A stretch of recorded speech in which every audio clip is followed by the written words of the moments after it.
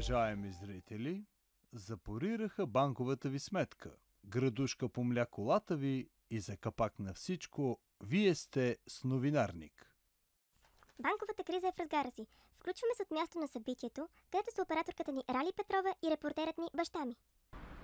Страли сме пред офиса на известна банка. Тук хората масово теглят депозитите си. И аз не издържах и също изтеглих стария си влог.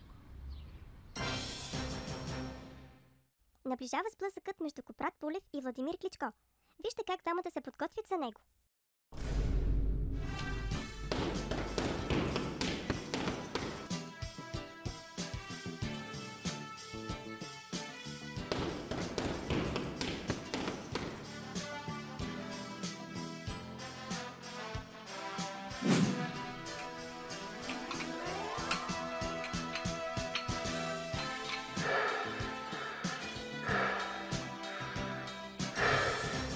Дойде време да разберем истинската причина за смъртта на Кърт Кобейн. Yeah, life is beautiful. Earth is wonderful place.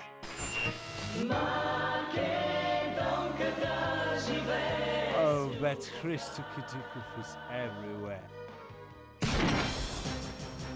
А сега да останем за няколко секунди насаме с дявола.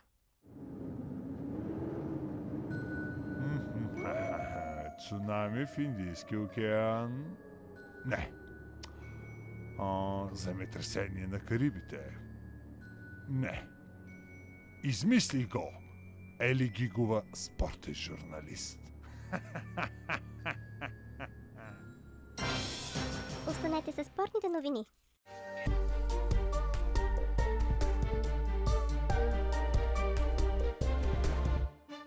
Добър вечер! Лято е и го раздавам нудист. Вижте как върви лечението на бразилската суперзвезда Неймар. Какво е това? Da sind 7 Spritze, mein Lieber. Einigkeit und Recht und Freiheit für das deutsche Vaterland.